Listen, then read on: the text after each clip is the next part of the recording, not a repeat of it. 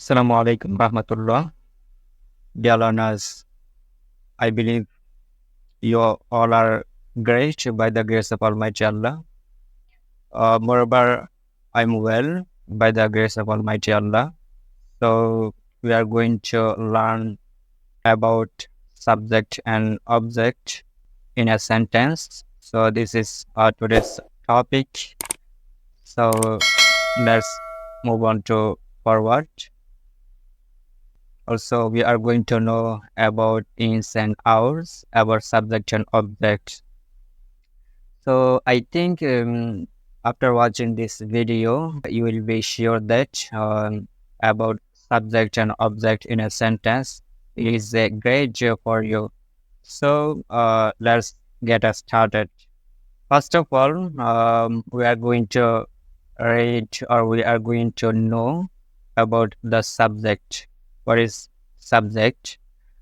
The subject is something about something is said in the rest of the sentence. যদি বাংলাতে বলতে হয় অর্থাৎ সাবজেক্ট হচ্ছে এমন কিছু যার সম্বন্ধে সেন্টেন্সের অবশিষ্ট অংশে কিছু একটা বলা যায়।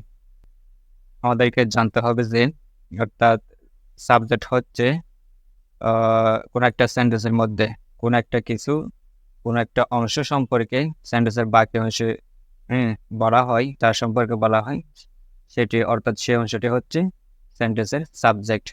এখানে উদাহরণ এগুলো যদি আমরা ভালোভাবে পড়ি তাহলে বুঝতে পারবো কোনটি সাবজেক্ট অথবা কোন অংশটি সাবজেক্ট হয়েছে। এখানে দি আর্থ ইজ রাউন্ড, পৃথিবী হচ্ছে গোলাকার।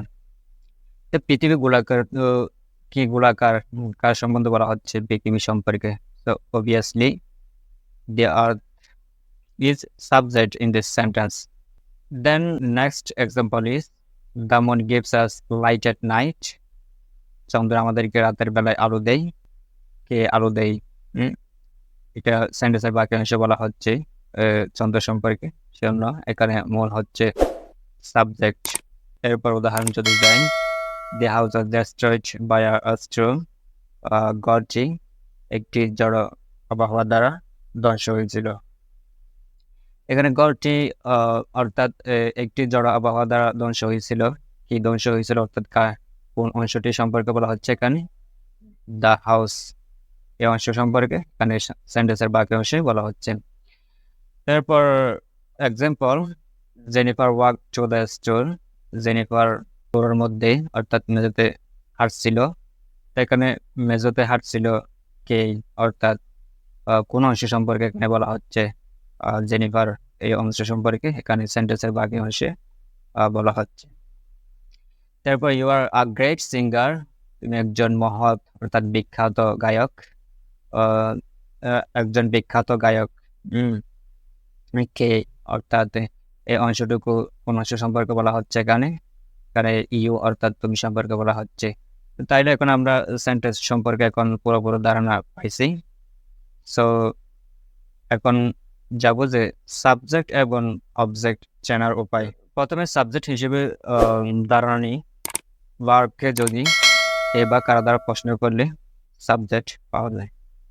অর্থাৎ কোন একটা সেন্টেন্সের মধ্যে ভার্বকে যদি কে বা কারা দ্বারা প্রশ্ন করি তখন উত্তর যেটি আসবে সেটি হচ্ছে সেই সেন্টেন্সের সাবজেক্ট।